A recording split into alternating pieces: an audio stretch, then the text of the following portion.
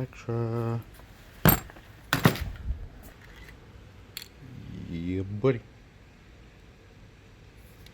So we're gonna use Superwrap and get this Santorini blue on this.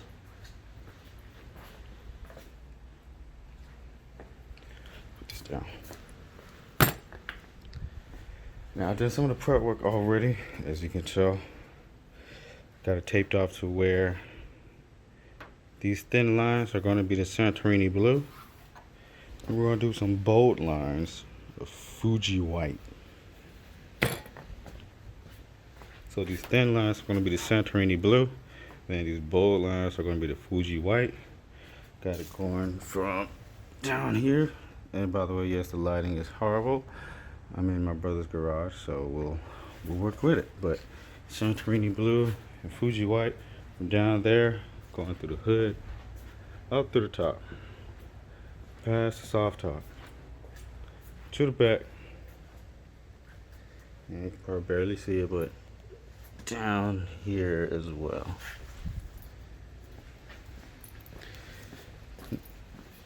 Now this would be my second time using Superwrap. The first time I used it on a red 2016 Mustang V6.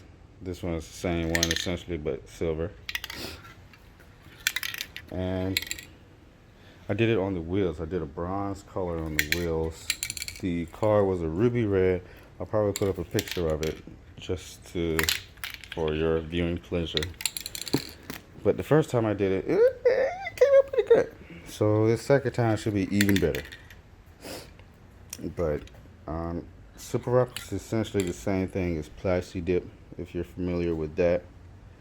I prefer Superwrap just because, one, I haven't used Plastidip, Dip, and two, the results, even with my hands, were pretty good.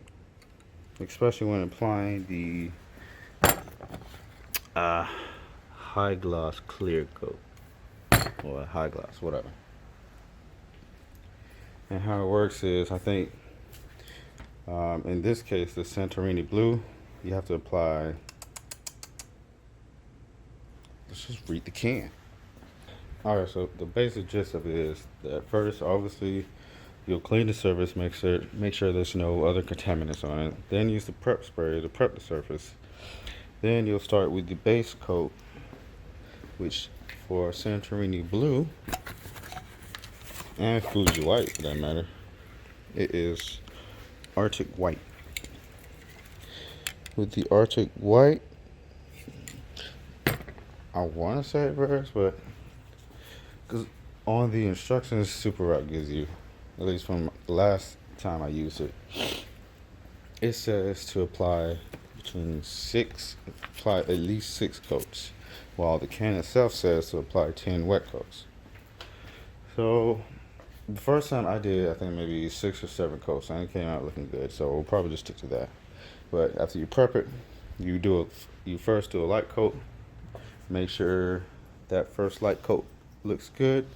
Then once everything checks out, then you go ahead with the heavier coats, applying at least, for me, at least 6 coats, and then waiting, letting it sit for 15 minutes in between coats.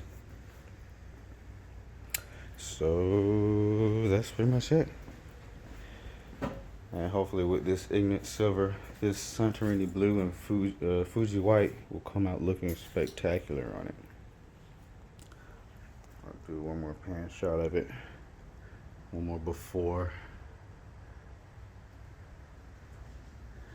Go ahead and take it all in. And I'll probably go ahead and put the top down. Hopefully I got enough room for it. Well, before I start, spraying, I still gotta tape off everything else, of course. But I'll go ahead and do that, and then we'll come back right before we start spraying.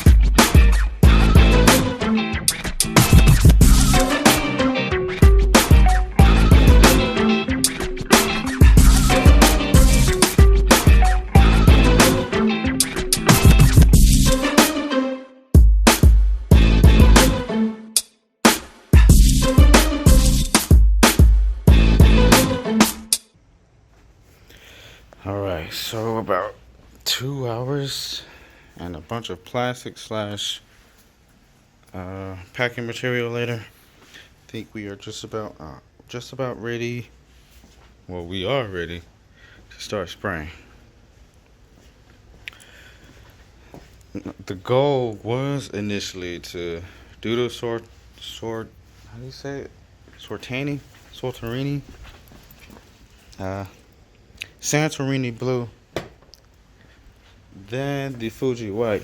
But I don't know if I'm gonna get it all done today.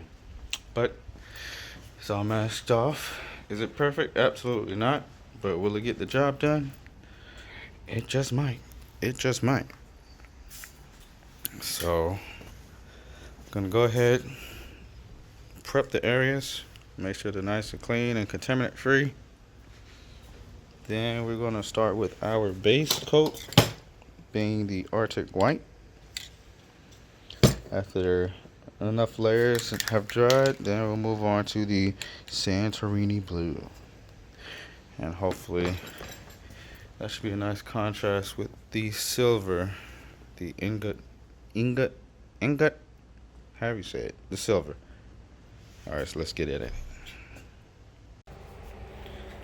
Alright, so I just finished the sixth coat of the Arctic white base coat.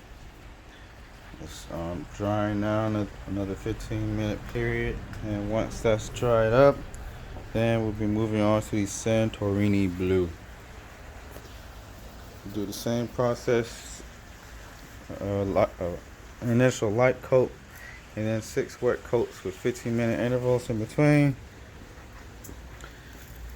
Then once that's up, then I'll apply the final high gloss coat. 2 of those. Let that dry. Wait. I'll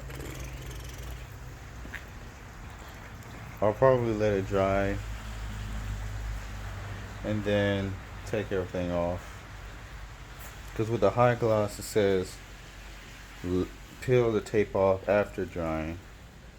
And the color coats, it says peel tape off before drying. So I'm just gonna do it after drying and then hope for the best. But I think we got a pretty solid line there.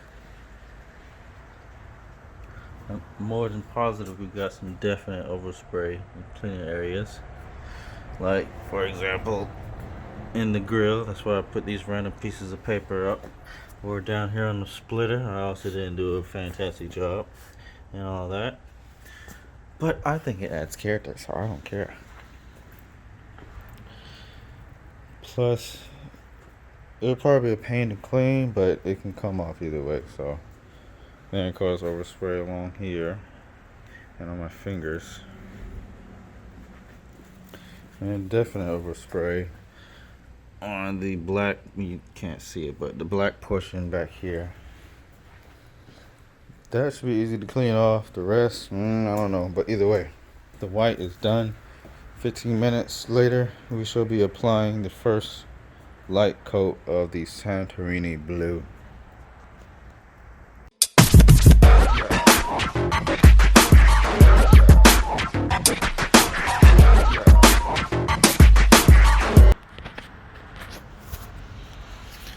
Alright, it's been about 15 minutes, so we're just go ahead and go at it.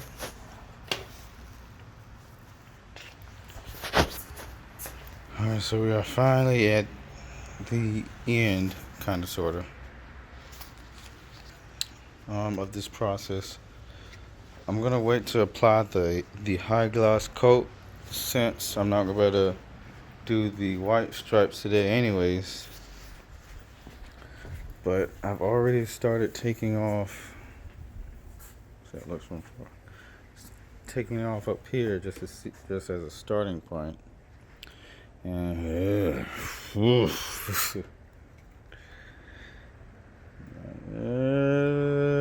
let's see how the rest of it looks. And I'm in the Superwrap YouTube video. I guess it's worded where they say to start unmasking after it dries. Yet the cans say start unmasking before it dries, as far as the color coat. So I started up here when I had just finished putting on the last coat. So I'm gonna wait 15 minutes. I think it's been about 3 already. I'm gonna wait 15 minutes, go ahead and let everything dry, and then see how the rest of it plays out. Hopefully it'll be better than that, because that was looking kind of So if the edges were just a little neater, then I think it would come out a little bit. I could probably, I'm gonna mess it up, but we'll see how it looks as a whole. Maybe I can get away with it looking decent enough. I don't know. We'll see.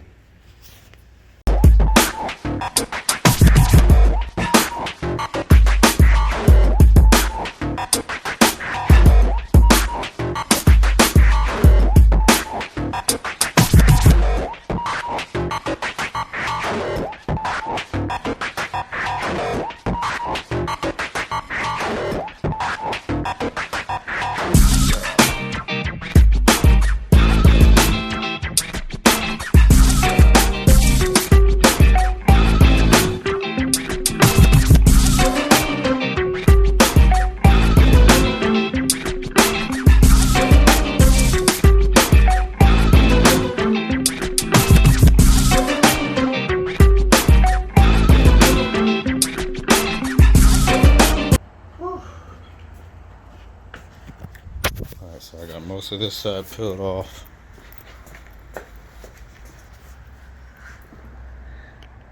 It's hard to see with the crappy lighting.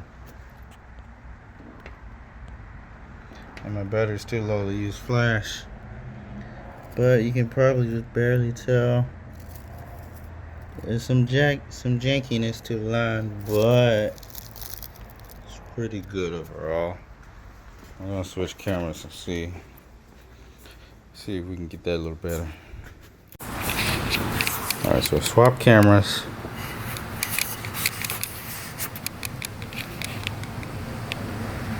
Still can't see it.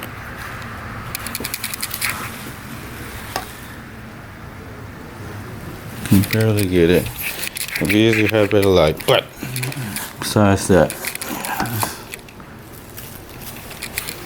yeah, that's a little better. You can see the lines for the most part. Pretty good. Some jankiness to it, but I think overall you should be looking good for the rest of it. So I'm gonna go ahead and get the rest of this off, and I'll be back in a quick sec.